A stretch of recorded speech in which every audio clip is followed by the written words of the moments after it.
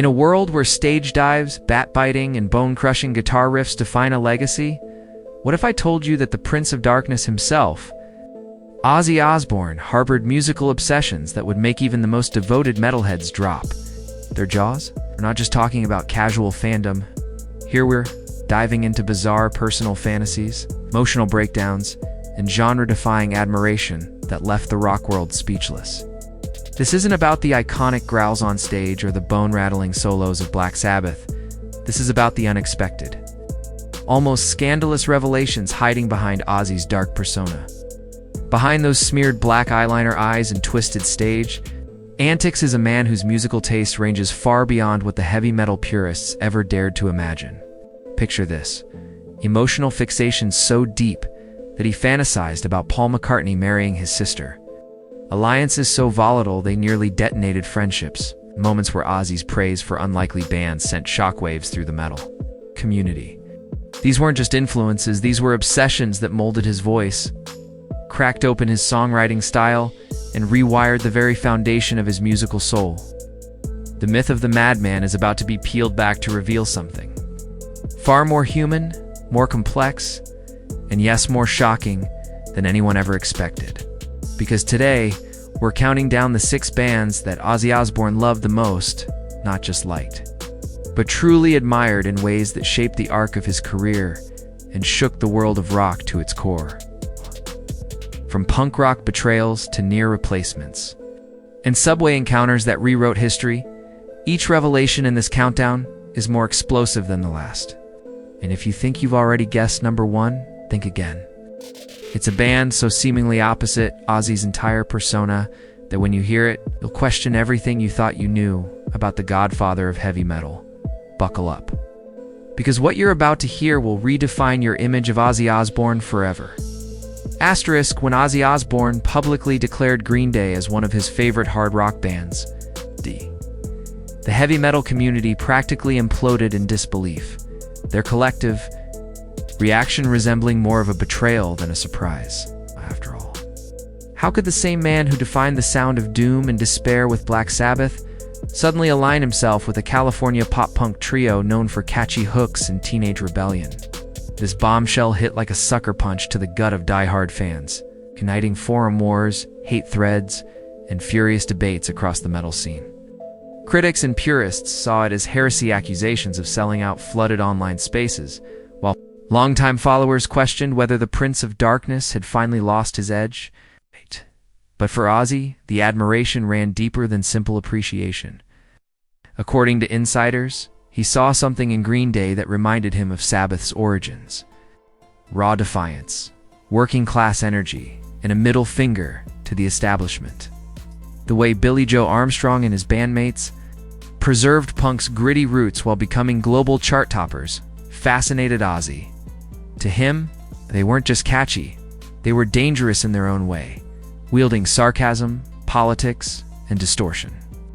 As weapons, controversy escalated when Ozzy included them in his list of top 5 hard rock bands, a move that sent shockwaves through a fan base accustomed to leather, gloom, and growling guitars.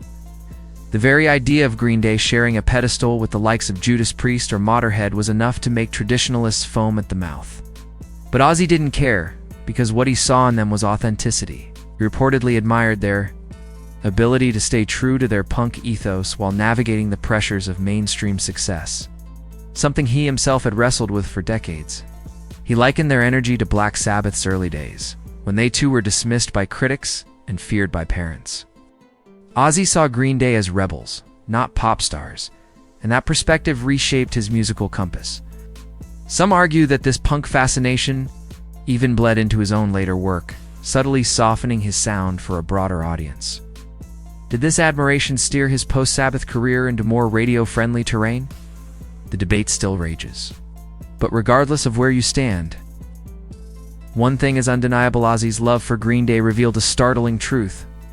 Beneath the bat-biting, scrim-belting persona is a music lover who respects anyone brave enough to challenge the status quo. And that revelation was only the beginning of what would become a series of confessions that shook the very pillars of rock and metal culture.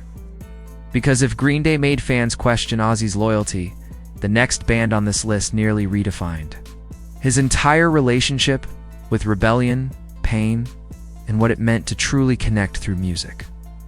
Asterisk, in 1991. While most metal purists scoffed at the grunge movement as a fleeting nuisance, Ozzy Osbourne was quietly becoming enchanted by a sound that spoke directly to the anguish buried beneath his own chaotic legacy. Enter Nirvana, the band that would unknowingly bridge a generational divide between doom-soaked metal and raw, stripped-down emotional carnage. But Ozzy's introduction to Nirvana wasn't some grand epiphany, it was a fleeting, almost mythical encounter shrouded in foggy memory and unrealized potential. According to Foo Fighters frontman and Nirvana drummer Dave Grohl, he and Kurt Cobain once crossed paths with Ozzy at Devonshire Studios in the San Fernando Valley. As the moment was surreal, Grohl and Cobain, both starstruck, watched the Prince of Darkness walk by, barely acknowledging them. Ozzy, reportedly under the haze of substance-fueled oblivion, later admitted he had no recollection of meeting them. That brief interaction, however, became emblematic of the strange overlap between two tortured musical icons. Initially skeptical of grunge, Ozzy viewed it as a threat to metal's reign. But Nirvana's raw energy, Cobain's visceral vocals, and the unapologetic rejection of rock stardom resonated with Ozzy on a primal level. The pain in Cobain's voice mirrored Ozzy's own decades-long dance with addiction, depression, and alienation. Music historians have since speculated that a collaboration between Nirvana and Ozzy could have redefined the course of both grunge and metal. Instead, their potential partnership was cut short by tragedy. Cobain's death in 1994 ended any chance of bridging those worlds in real time.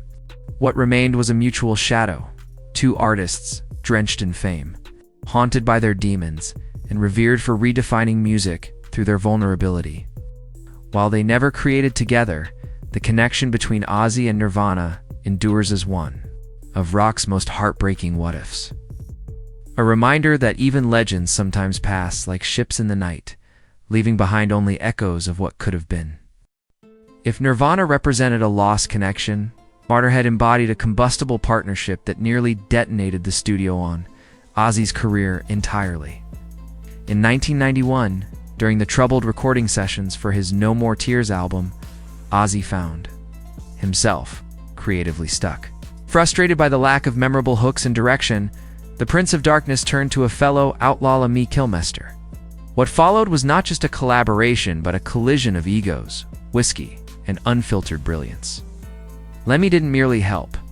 He rewrote the trajectory of the album. Tracks like Mama, I'm Coming Home, Desire, and Hellraiser were co-penned by the Motörhead frontman, infusing Ozzy's sound with a renewed sense of venom and soul. Hellraiser was so perfectly crafted that Motörhead later recorded their own version, resulting in both artists releasing hits from the same lyrical cauldron. But this musical alchemy almost fell apart behind the scenes. Ozzy's team, wary of crediting Lemmy too prominently, attempted to downplay his contributions, fearing it might diminish Ozzy's solo credibility. The resulting tension nearly shattered their friendship, but in a rare moment of clarity, both men chose camaraderie over industry politics. Their mutual respect culminated in a legendary 1992 duet on Motörhead's March or Die album, I Ain't No Nice Guy, featuring Slash. The haunting performance proved that when giants align, the result isn't just music, it's mythology. And as Ozzy often recounted, Lemmy wasn't just a collaborator, he was a kindred spirit who helped him find his voice again at a time when he could have easily faded into irrelevance. Theirs was a partnership forged not in polish but in grit, grime, and the mutual understanding that sometimes the ugliest moments produce the most beautiful art. Asterisk, but even Ozzy's tangled bond with Lemmy couldn't compare to the twisted, nearly treacherous connection he shared with Judas Priest frontman Rob Halford. This wasn't just admiration, it was rivalry, envy, and the constant specter of replacement. Twice, in 30 years, Halford nearly took Ozzy's place as Black Sabbath's frontman during moments of internal meltdown within the band. Whispers of secret meetings and contingency plans circulated the industry, each time raising the possibility that Halford would usurp the very throne Ozzy helped build. The fear was real, not just among fans, but within Ozzy himself. Despite this looming threat, his admiration for Halford never wavered. Publicly, he heaped praise on the Judas Priest singer, once calling him one of his favorite vocalists, and marveling that Halford could still hit the expletive notes. This wasn't just showbiz flattery, it was awe, born from deep respect. For someone who pushed Ozzy to stretch his own vocal boundaries, the competition reached its peak in the late 1970s, when both bands were locked in a silent war for metal supremacy. Recording studios became battlegrounds, with staff recalling heated phone calls between the two camps. Ozzy allegedly obsessed over matching Halford's operatic power, leading to some of his most punishing vocal performances. Despite the rivalry, mutual friends had to mediate multiple times to keep their relationship from imploding. But underneath the ego clashes was a bond built on shared trauma addiction, fame, and the burden of carrying an entire genre on their shoulders. When Judas Priest was inducted into the Rock and Roll Hall of Fame in 2022, his video tribute to Halford wasn't just a formality. It was a love letter to a brother-in-arms who could have stolen his legacy, but chose instead to create his own. Years before any Judas Priest drama or Motörhead partnerships, there was a subway encounter in Birmingham that would echo through the halls of rock history. Ozzy Osbourne, then a struggling musician, was walking through the underground with Black Sabbath bassist Geezer Butler when they stumbled upon a tall, wild-haired singer named Robert Plant. Plant mentioned he'd just joined something called the New Yardbirds, a band that would soon be known as Led Zeppelin. That offhand comment would plant a seed in Ozzy's mind that would grow into both admiration and terror. When Zeppelin's debut album hit, it shook Ozzy to his core. It wasn't just the bluesy riffs or Plant's unearthly wails. It was the realization that rock could be both heavy and mainstream, complex yet commercial.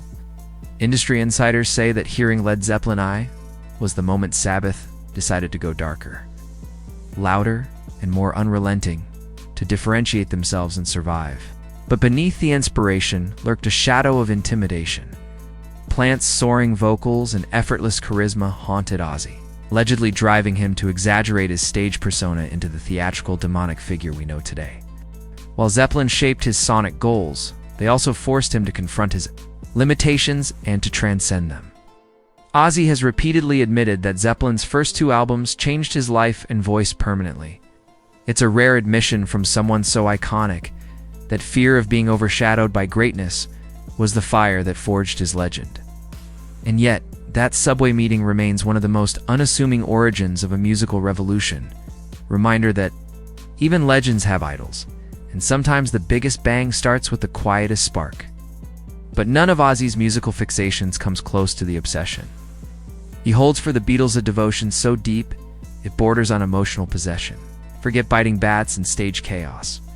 At his core, Ozzy is a Beatles superfan who once fantasized about Paul McCartney marrying his sister. That's right, this wasn't just musical admiration. This was personal, almost familial longing. In interviews, Ozzy has recalled breaking down emotionally while listening to Beatles records, calling their music the soundtrack of his most formative years. When Rolling Stone asked him for his 10 favorite songs of all time in 2004, half of the list was Beatles-related. Hey Jude, A Day in the Life, and Yesterday weren't just picks. They were sacred relics that transported him to what he called a magical time in my life. This obsession reveals something few ever associate with the madman: vulnerability. The Beatles represented safety, innocence, and emotional truth, everything Ozzy's dark persona publicly rejected. And yet that very contradiction is what makes this revelation so startling. For all the blood, chaos, and growls, Ozzy's heart beats in rhythm with the melodic soul of the Fab Four. His Beatles fixation underscores a truth most fans never saw coming, that behind the shrieks and shadows was a boy from Birmingham who just wanted to sing along with John, Paul, George, and Ringo. In many ways, the Beatles weren't just his favorite band. They were his emotional anchor in a career built on pushing every boundary imaginable. Asterisk.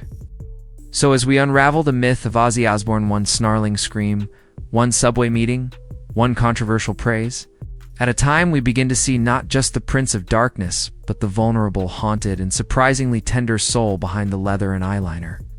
Each of these 6 bands didn't just shape his music, they mirrored different chapters of his life. From angry punk rebellion to lost grunge opportunities, from artistic rivalries to emotional reverence. These aren't random favorites, they're emotional time capsules that reveal the fragile, complex psyche of a man the world thought it had figured out. And maybe that's the real legacy Ozzy leaves behind, not just as a pioneer of metal, but as a mosaic of contradictions, stitched together by pain, brilliance, humor, and an undying love for the music that saved him. Because in the end, the most shocking thing about Ozzy Osbourne isn't the chaos he unleashed, it's the harmony he cherished in secret.